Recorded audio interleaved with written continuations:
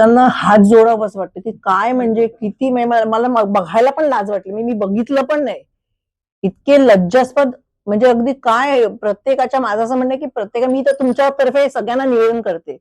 प्रत्येकाच्या आयुष्यात तुम्ही कुठलाही माणूस घ्या, सगळ्यात श्रीमंत माणूस पकडा, स्टीव्ह जॉब्स असेल किंवा कोण असेल किंवा सगळ्यात गरीब पकडा. तुमच्या इथे लिहिलेलं आहे तुम्हाला तेवढा त्रास, आनंद सगळे तुमच्या आयुष्यात येणारच आहे. तुम्ही काही करा, काहीही करा. असं तुम्ही समजू नका की त्याच्याकडे खूप पैसा आहे. आता माझ्या ते स्टीव्ह जॉब्सलाच कॅन्सर झालं होतं ना आणि गेला. सो तुमच्याकडे कितीही पैसा असेल तरी तुमच्या नशिबात येत ना भोंदू बाबा त्याच्यापासून. सो मी विनंती करीन तुम्ही भोंदू बाबांकडे जाणं बंद करा. म्हणजे आमच्याकडे इतकी लोक आली होती, मी नावं नाही आता घेणार. त्यावेळेला आमचे 13 आमदार आले होते तेव्हा माझ्याकडे इतके लोक आले होते भोंदूबाबांसाठी.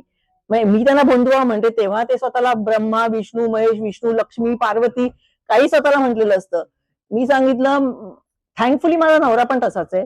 आम्ही सांगितलं आमच्याकडे कोणी आलं तर आम्ही पाया पडणार नाही. तुम्हाला आम्हाला भेटायला यायचं तुम्ही भेटायला या.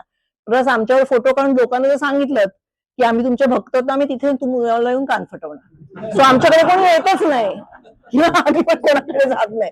सो माझ्या लोकांना विनंती आहे, भोंदूबाबा फसवतात म्हणजे तुम्ही पण व्हिडिओ बघितले असतील. कोणती बाई बेशुद्ध दिसते हो तुम्हाला?